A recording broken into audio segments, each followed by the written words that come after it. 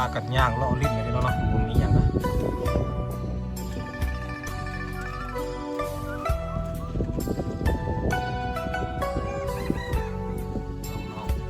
ปักเงียน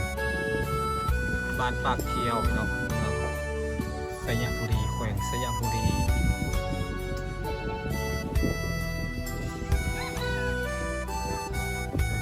กลุ่มนี้จะไปอาบน้ำ กลุ่มหนึ่งก็ไปอาบน้ำกลุ่มหนึ่งก็อาบแล้วก็ไปเล่น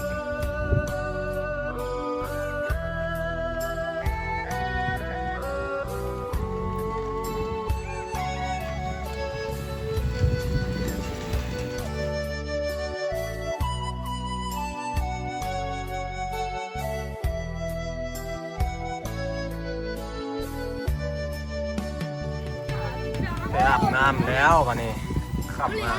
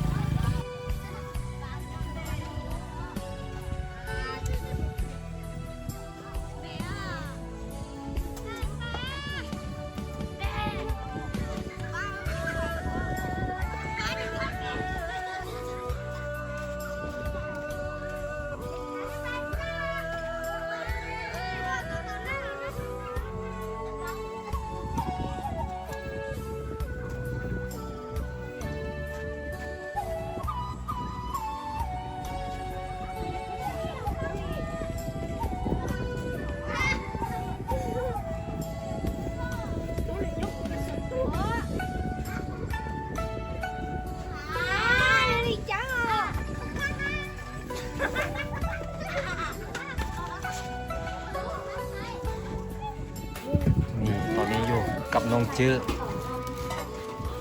มีพอดีมีคนไทยก็เจ้าใจดีก็เจ้าสีฝากโทรศัพท์ให้ก็เจ้าถามไอ้ว่าแม่นไทยเหมาะสมไอ้ละว่าสิเอาให้เจ้าโทรศัพท์กับพอใส่ได้นี่แหละพอโทรได้ราคาบ่แพงดอกแต่กับพอใส่ได้ก็ดีกว่าบ่มีเจ้าสิเอาบ่เอาเนาะแต่ว่าไอ้บ่แน่ใจว่าเราเอาให้คนอื่นหรือยังแต่ไอ้สิเมื่อนี้ไอ้สิถามไอ้สิโทรถามเด้อเมื่อนี้ไอ้สิโทรถามเราถ้าเรายังบ่ได้ให้ไผแล้วไอ้สิให้เราฝากมาเมื่อแรกไอ้สิให้เราฝากมาให้เจ้าก็อยากได้โทรศัพท์อยู่บ่เนี่ยน้องคนนี้น่ะเจ้าก็มีโทรศัพท์ใส่บ่น้องเจ้อบ่มีเจ้าเสี่ยวบ่ไอ้สิเอาให้ตอบเบาดังๆเด้อเบาบ่ดังบ่ได้ยินเด้ จะได้ว่า น้องจื้อเป็นหยังเกมเจ้าฮะนี่มันเป็นหยังนี่อ้าวคือบ่ฮู้ไปเฮ็ดหยังมาบ่ฮู้เลยแต่ว่าได้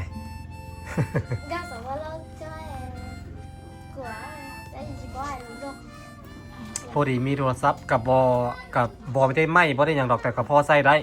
ก็ดีกว่าบ่มีเนาะแล้วไอ้สิคุยนำกับไอ้สิโทรหากับเจ้าแล้วให้กับเจ้าฝากมาให้กับเจ้าบอกว่ามีผู้ใดเหมาะสมเป็นตาเอาให้ไอ้ก็เลยคิดเห็นเจ้านี้เพราะว่าเราเป็นกำพร้าแม่กับบ่มีพ่อกับบ่อยู่แต่กับแม่อยู่กับแม่ย่าเขาเงียนไอ้สิเอามาให้เด้อได้แล้วไอ้สิเอามาให้เด้อ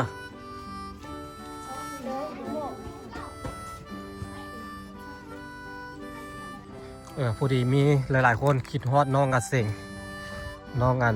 ยงว่างเนาะเป็นคนมงบ้านปักเขียวเด้อบ่แม่นเสียงห้วยแจ้งเด้อพี่น้อง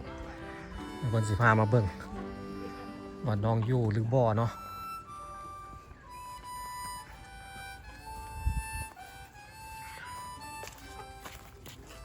น่าจะหลังใดหลังหนึ่งนี่แหละเพื่อนก็ชื่อบ่ได้หลังนี้มั้งแม่นบ่แม่นหลังนี้บ่แม่นหลงละนี่หลังนี้โอ้มีบ้านหลังใหม่พุกขึ้นมาแต่ว่าขยะหลายขนาดเลยก๊อก มีคนอยู่บ่ นี่ นี่โอ้โหไอ้อันคือไอ้เซตหาเจ้านี่แหละบ่เห็นเจ้าโตะ ไปหมดแล้ว ไฟมืดกระสมโหหั่นแหละเซตป3 4 2 4 6 คน6 สาวอยู่นี่ไอ้เซตหาไอ้ว่าไอ้สิไปรีบนำสะดอกเอาขนมนี่เอาปั่นกันกินน้องนี้ไอ้ไปรีบนั่นไปรีบบ้านเจ้ามาไล่มาแว่รีบอยู่นี่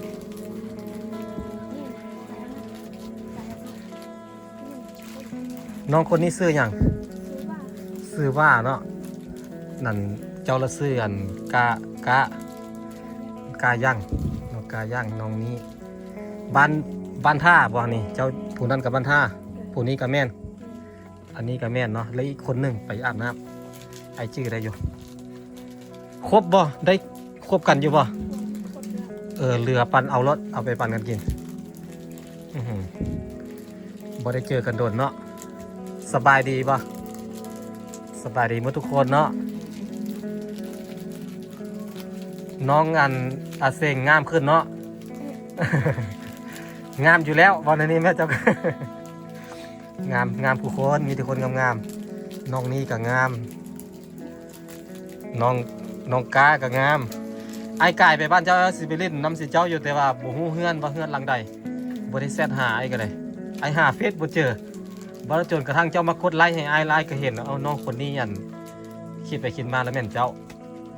เฟซเจ้านะไอ้หาเฟซเจ้าบ่เจอว่าสิไปเล่นนำสิเจ้าอยู่บ้านเท่านั้นพากันนั่งเฮ็ดหยังนั่งร่วมกันคุยกันซุ่มแซว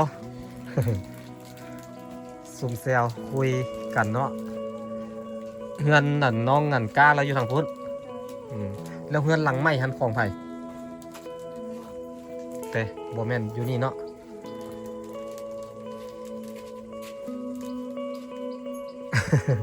แม่นไผ่อันนี้น้องเจ้าบ่ะบ่แม่นเราก็เฮียนหนังสือม.1แต่ฮะโอ้นี่น้อยนึง ไอ้คิดว่าอยู่อันป.2 ป.3ซะแล้วเราตัวน้อยเนาะเราเป็นคนตัวน้อยเฮียนอยู่ม.1ละพากันกินข้าวแรงกับอย่างมื้อนี่บ่ทันมีหยังกินเลยบ่ฮู้เลยเนาะว่าสิกินหยังเนาะมีแต่ข้าวน้องกาเด้กินข้าวแรงกับหยังน้องกาบ่มีหยังกินพอมื้อนั้นที่ไอเห็นสิเจ้าอันย่างเมื่อบ้านนั่นน่ะบักไก่ๆเนาะอ๋อคันไอมีรถใหญ่ไอก็สิเอาเมื่อส่งอยู่แต่ไอขี่รถจักรมาเอาเมื่อส่งบ่ไหวเที่ยวไปเทื่อละคน บักไก่ๆเนี่ยวะพี่เลือกว่ากับเจ้าเก่งอดทนขนาดเลย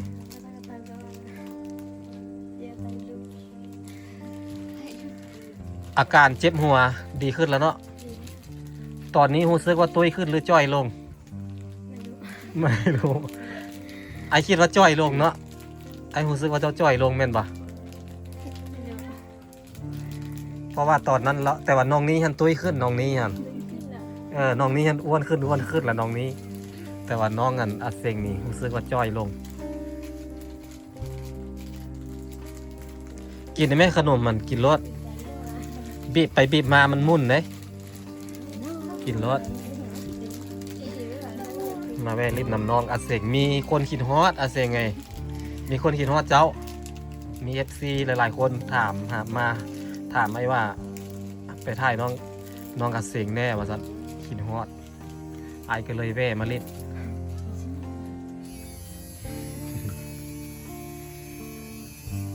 นักเรียนคือน้อยเนาะมื้อนี้เนาะเขาเมื่อบ้านแต่มันยังไปแล้ว ย่างเมื่อปลาย่างเมื่อบ่ได้ไกลๆสิเจ้าบ่เมื่อเนาะมันยังอีกหลายมื้อเนาะนี่อีกตั้งหลายมื้อคันสิเมื่อแล้วพัดเมื่อแล้วก็บ่ได้มาแล้วเนาะ ก็บ่อาทิตย์หน้าพุ่นเนาะ เก่งอดทนขนาดเลยอยู่ตามมีตามเกิดเขาเจ้าก็ได้ถือว่าอดทนไอเคยจอดรถอยู่บ้านสิเจ้าน่ะบ้านท่าน่ะเอาขนมให้เด็กน้อยเขาย่านเขาเล่นเขาบ่กล้าเอาเขาบ่เคยเห็นอ้ายนะเขาบ่จื้อคันมีคนฮู้จักเขาก็ บอกบ่แล่นแล้วเขาก็บ่แล่นแล้วเนาะแต่ว่าบ่เขาบ่ฮู้จักเขาเลยย่านอ้ายจับจักไอ้สิจับเลยขี่รถจักรคนเดียวขึ้นไปทางใดเนาะเครื่องของกับบักหลายๆเขาอยู่กัน5-6 คนไอ้คนเดียวสิไปจับได้ เขาย่านเขาคิดว่าไอ้เป็นโจรนะหน้าตาไอ้คือโจรอยู่ปะ บ่คือเนาะบ่คือโจรเนาะคันโจรกันนวดยาวๆหน้าโหดๆตัวใหญ่ๆเนาะอันนี้ไอ้ตัวน้อยๆเองบ่ได้เป็นตาญาติ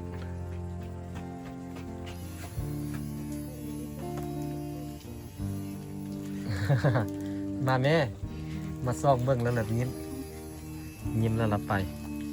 ยังบ่ได้อาบน้ำบ่นี่แต่ละคน เอาไว้อันค่ำๆก็จะอาบเนาะมันยังร้อนอยู่อาบแล้วก็นอนเลย มันจังเย็น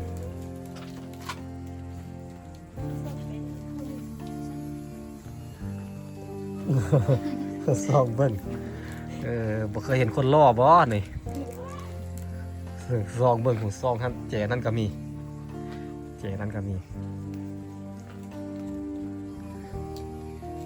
น้องนี้ไปไหนน้องนี้ล้มผู้บ่าวบ้านใด บ่มีเป็นไปบ่ได้ดอกบ่มีต้องมีแหละคนคุย คุยไปเรื่อยๆเนาะนี้เนาะตามภาษาเด็กน้อยล้มกันไปซะแหละ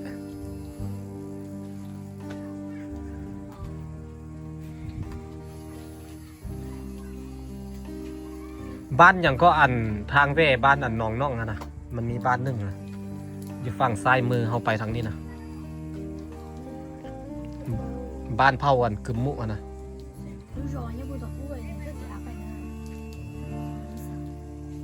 ไอเริ่มสังเกตน้องกากระจ้อยเนาะ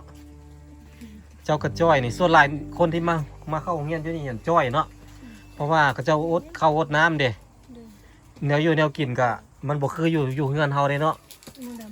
อยู่เฮือนเฮาแล้วมันอยู่น้ำพ่อน้ำแม่แล้วเฮากินอิ่มอยู่อิ่มมาอยู่โรงเรียนเลยมีหยังก็กินมี่กินอันมาม่าปลากระป๋องไปเนาะบางเทื่อกินลูกชิ้นกินผักกินไปสั่งไปโอ้ไอเข้าใจอยู่ไอก็บ่เคยมาอยู่แบบนี้หรอกแต่ว่าไอเคยเอาเข้าไปกินอยู่โรงเรียนสมัยไอเรียนกันแต่ว่าบ่ค่อยมีส่วนหลายไอสิไปซื้อกินซื้อข้าวเปียกซื้อเฟอซื้อหยังกินหน้าจนสิเป็นเส้นกินข้าวเปียกกินเฟออะไรสมัยไอฮะนะจ้อยคนเข้าโรงเรียนนะส่วนหลายบ่อ้วนดอกเนาะส่วนหลายมีแต่คนจ้อยอยู่นี่คันสิวันคนเดียวก็แม่นน้องกันน้องแก้วฮะเนาะน้องบัวแก้วฮะนะบ้านเจ้าฮะเด้เราตุ้ยนะ หายใจละล่ากับตุ้ยคนตุ้ยกินอย่างกับตุ้ยน้องนี้จะได้กับตุ้ยแล้วน้องนี้นี่มีโอกาสอยู่ได้นี่หน้ามนละหน้ามนแล้วก็มีอันเนียงละ เริ่มมีเนียงละ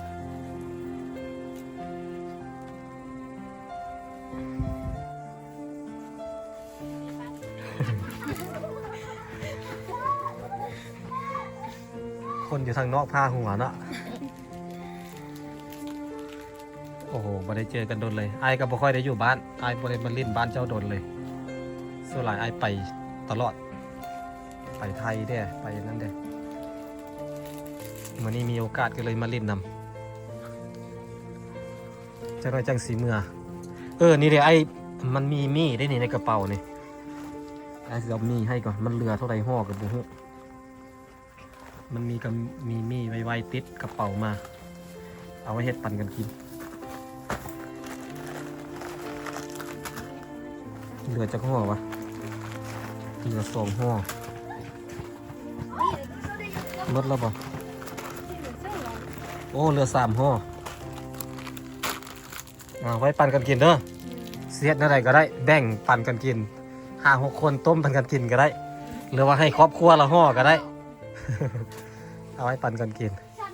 อันเจ้าอยู่ครับน้องสาวนี้2 คนป่ะแล้วคนนั้นได้อยู่กับใคร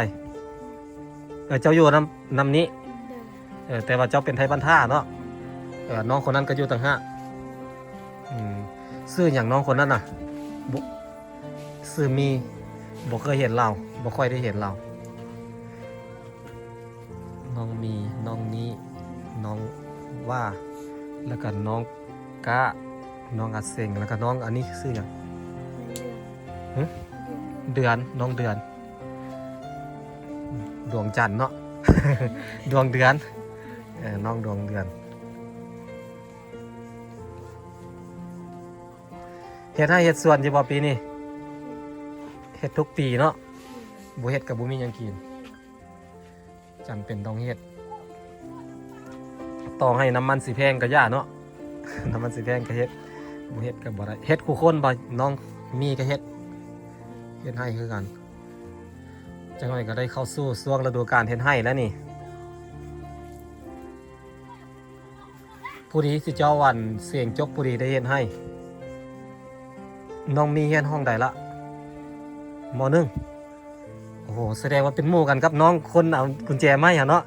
โอ้โหห้องเดียวกันตัวใหญ่ขนาดเลยจักปีละ12 ปี12 ปีอยู่ม.ใหญ่ม.1แสดงว่าเจ้าใหญ่นี่เจ้าตัวสูงได้นี่เป็นสาวละ12 ปีเป็นสาวละน้องนี้ได้จักปี13 ปีน้องนี้อายุแก่กว่าแต่ว่าเฮียนอยู่ม.1คือกันถือว่าเราใหญ่ไวผู้นี้กับม.1ม.2เจ้าอยู่ม.4เนาะม.3เนาะไอ้ลืมม.3ม.2มีน้องอาเซนคนเดียวอยู่ม.4เนาะฮะโอ้ยเดาคาดเดาผิดเพราะว่ารุ่นเดียวกันแต่อายุจักปีจัง14หรือ13แสดงว่าเจ้าเฮียนซะเนาะปกติเจ้าต้องอยู่ม.4แล้วเนาะตามหลักแล้วต้องเฮียนอยู่ม.4อายุ14 ปีบ่ม.4กับม.3แต่ว่าน้องเฮียนอยู่ม.2เพราะว่ามันยุ่งยากแน่เนาะโรงเรียนก็อยู่ไกลเด้ก็เลยอยู่ม.2มีแต่คนเป็นตาหักตาแพงเห็นน้องเอ้ยกำลังเป็นตาหักตาแพง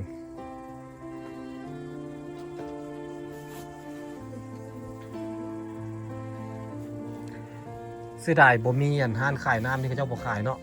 ขายน้ำหวานเนาะน้ำแข็งน้ำหยังกับบ่มีเนาะน้ำก้อนน้ำนะขายน้ำมันเป๊ปซี่น้ำนั่นนะเขาขายบ่ห้านอยู่นี่นะคันขายละ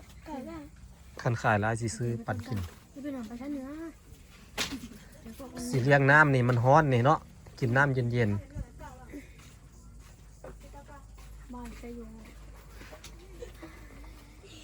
อันนั้นเป็นรุ่นใหญ่เนาะไทยบ้านใดอะนะมันทาเอามีเฮือนอีกแต่ไปทางนั้นก่ะไม่มีละก็จะไปอย่างซะเฮือนหลังนี้ไปเข้าทางหลัง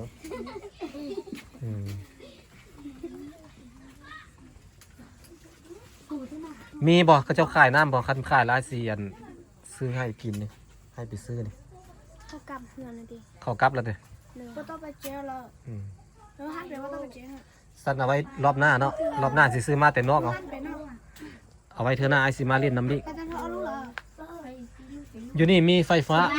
บ่มีหม้อไฟฟ้าบ่หม้อกระทะไฟฟ้าบ่มีบ่สมมติสิต้มเศษส่วนนี่หม้อบ่พอนี่เนาะหม้อน้อยหลายมือมาต้มเศษส่วนกิน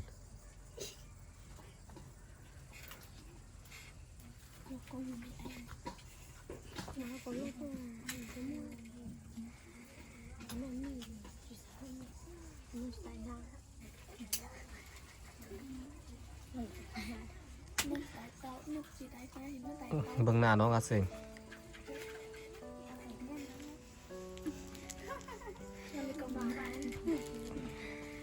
ก็เจ้ามีคนทวงมีคนบอกว่าน้องอาเซงนี่คันแต่งตัวดีๆเป็นดาราได้เลยว่าซัดก็จะว่าน้องอาเซงงามก็งามอายก็ยังว่างาม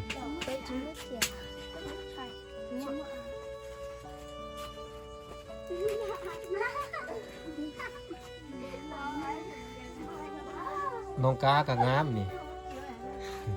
ใหญ่จะหน่อยก็งามมีแต่คนงามๆอยู่นี่ส่วนหลายคนมงสิมีแต่คนขาวเนาะมีแต่อ้ายนี่แหละดำ อ้ายบ่เป็นคนมงอ้ายก็เลยดำ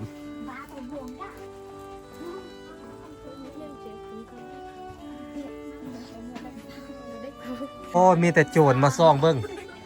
นี่มาซ่องเบิ่งนี่เต็มมาเลย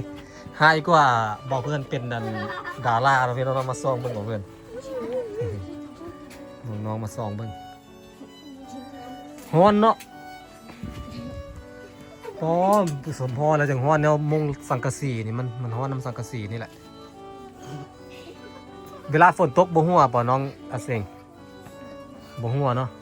ฝนบ่สาดเข้าบ่ทั้งน่ะ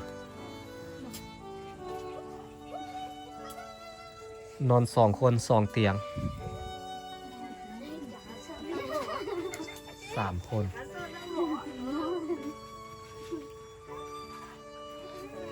อันนี้ก็เป็นชีวิตของน้องๆนักเรียนบางเทื่อก็ได้ย่างเมื่อเป็นป่ะพ่อแม่บ่ได้มารับแล้วก็ย่างเมื่อสิเจ้าเนาะปกตินี่ย่างเมื่อบ้านนี่ได้ย่างดุอยู่บ่ย่างตลอดบ่โดนเท่านึงเพราะว่าบ่มีรถมารับเนาะมีแต่พ่อแม่มารับเองบ่มีรถมารับแล้วก็ย่างเมื่อ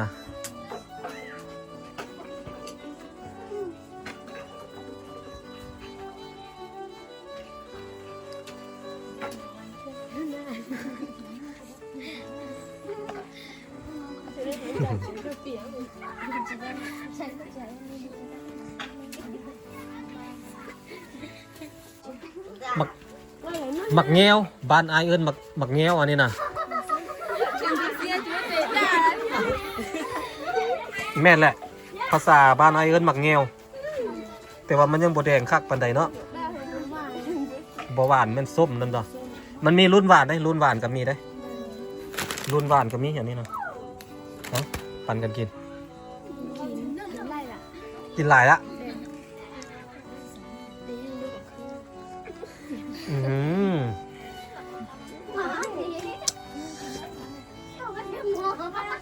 เอาวันน้ำปลาใส่เป็กนัวแล้วก็น้ำตาลน้อยนึงเอาน้ำปลาเป็กนัวน้ำตาลแล้วก็เอาหมกเพชรผงใส่นะแซ่บอันนี้นะ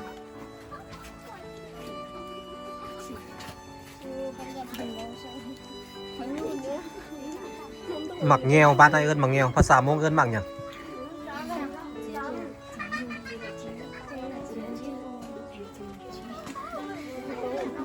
เว้ายากเนาะไอคือสิว่าโมเปลี่ยนดอกกินหลายแล้วเคล็ดเขี้ยว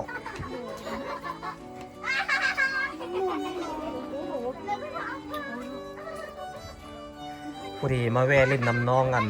อัดเสียงน้องนี้หน่อยนึงหลายๆคนคิดฮอดน้อง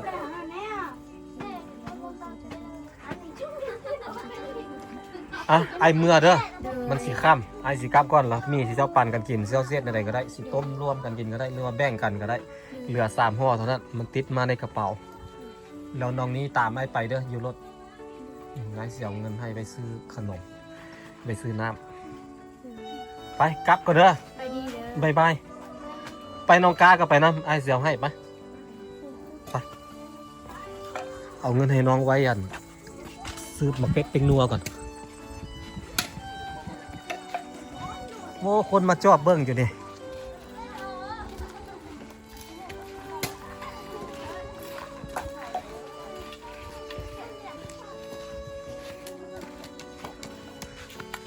ไปเมื่อก่อนเด้อบายบายบายบายทุกคนเอาให้คนละ50เอาไปปั่นเรื่อยเจ้าเด้อโดยโอเคบายบายฝนสิตกแล้วเนี่ย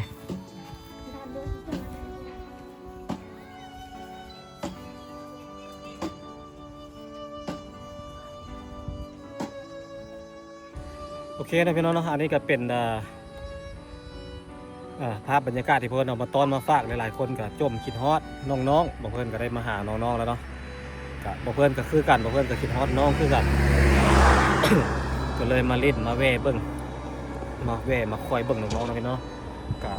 ชีวิตของพวกน้องๆก็ถือว่าเก่งได้ถือว่าอดทนแล้วก็สู้ขนาดเลยลงภูลงดอยมาเพื่อมาห้ำมาเฮียนนะพี่น้องเนาะเพื่อความรู้เพื่อการใช้ชีวิตของกระเจ้านั่นแหละให้มันดีขึ้นการเฮียนเป็นสิ่งที่ดีพี่น้องเดี๋ยวเพื่อนขอทัวร์กลับก่อน เพื่อนก็ต้องขอบใจหลายๆทุกคนที่เข้ามาติดตามรับชมให้กำลังใจเพื่อนเอาไว้เจอกันในมื้อหน้าเด้อพี่น้องสำหรับมื้อนี้เพื่อนก็ต้องขอลาไปก่อนพี่น้องเลยสบายดี